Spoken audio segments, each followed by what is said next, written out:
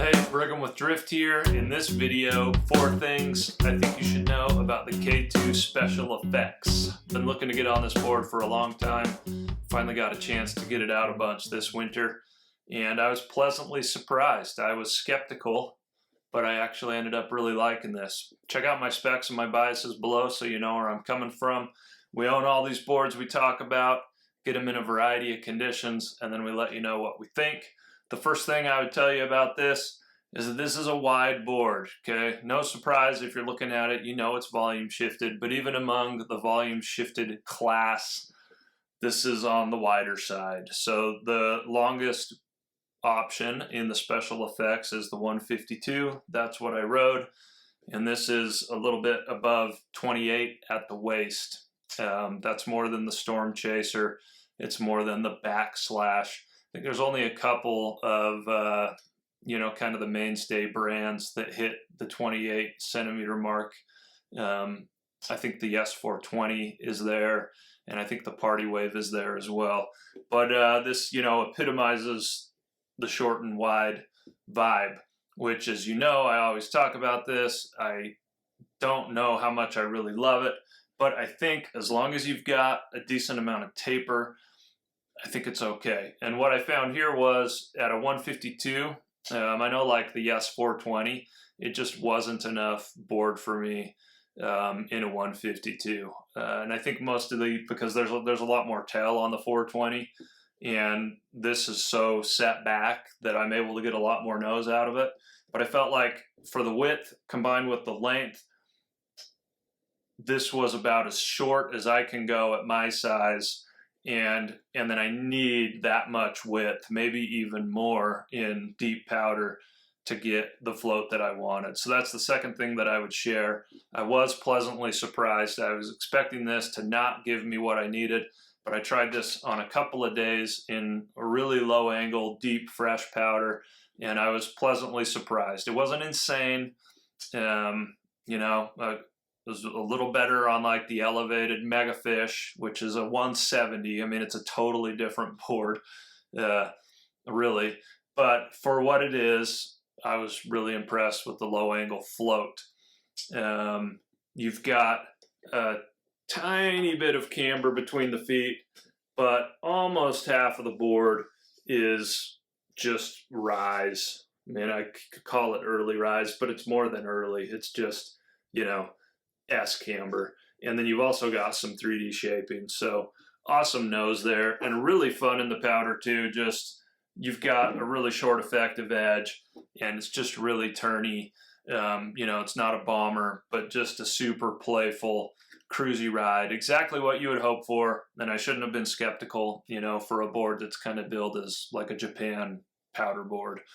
I think they hit the mark.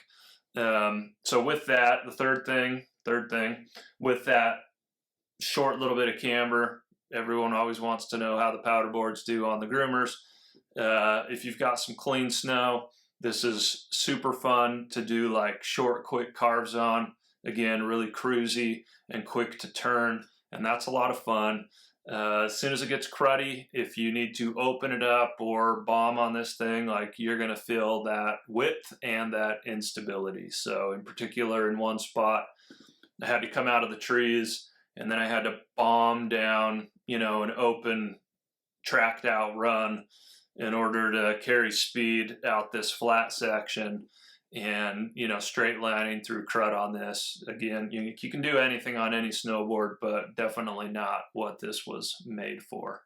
But you shouldn't be getting this for that day anyway. You should be getting it for like the first 2 or 3 runs of the day when it's deep and soft.